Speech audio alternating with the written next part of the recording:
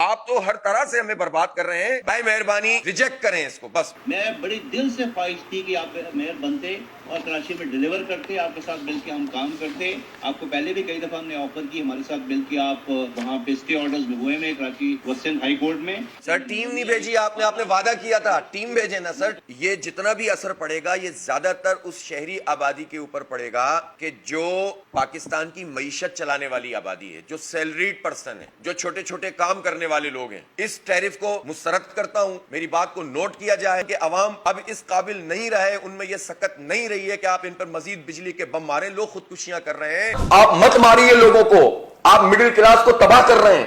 آپ نے غریب کو تو ویسے ہی مار دیا ہے، تو آپ یہ کام مت کریں۔ اور اب تو چیخیں نکل رہی ہیں انڈسٹری کی، نچوڑیں آپ کے الیکٹرک کرمنلز کو، یہ مسترد کریں۔